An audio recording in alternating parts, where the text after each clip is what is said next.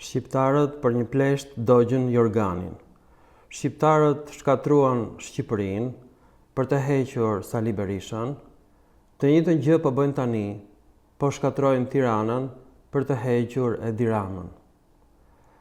Pra, udhëheqësit shqiptar janë bajraktar, nuk kuptojnë çfarë është demokracia, kur ata ngjiten në pushtet ikin vetëm me pushk.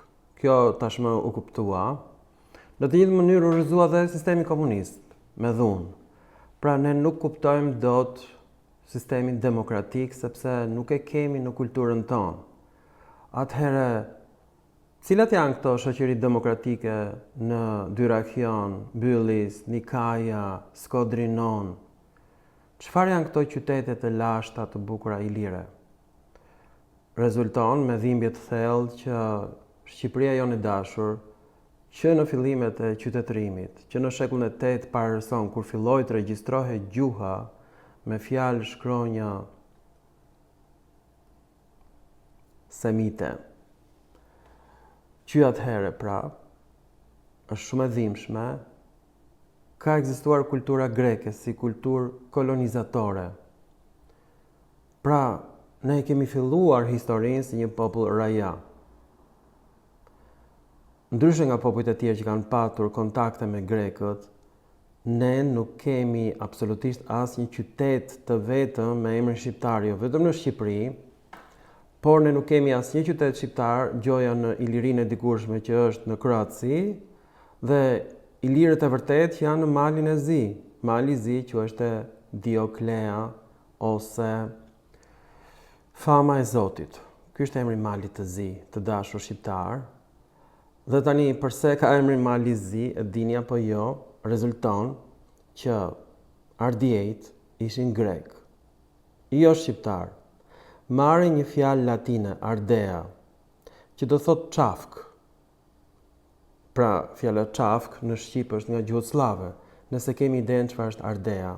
Ky ka qenë zbulimi im në vitin 2020.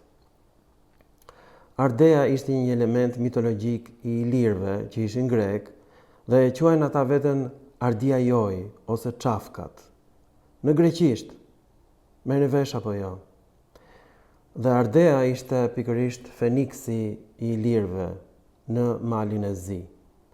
Pra ka kuptimin zog i djegur që rilind nga hiri.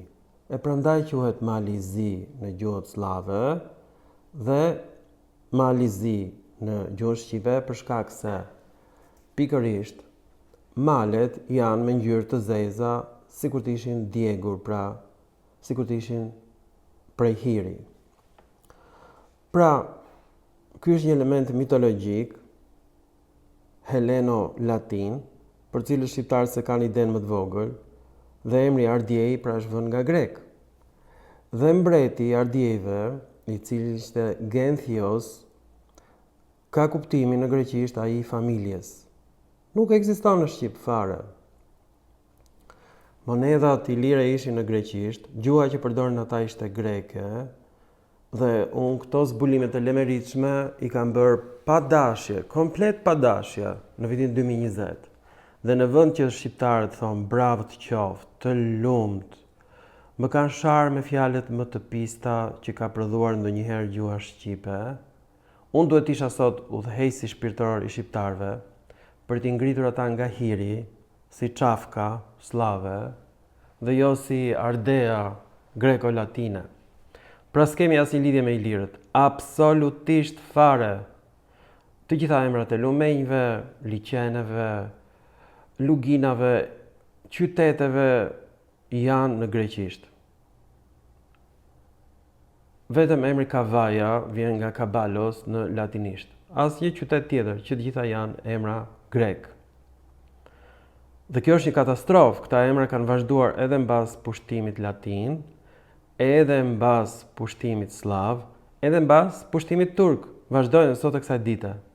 Dhe gjëja më e tmerrshme është kjo, që kur vinë ato udhëtime turistike, guida turistike quhet në anglisht, personi që shpjegon, Ciceroni, i shpjegon në greqisht. Përse?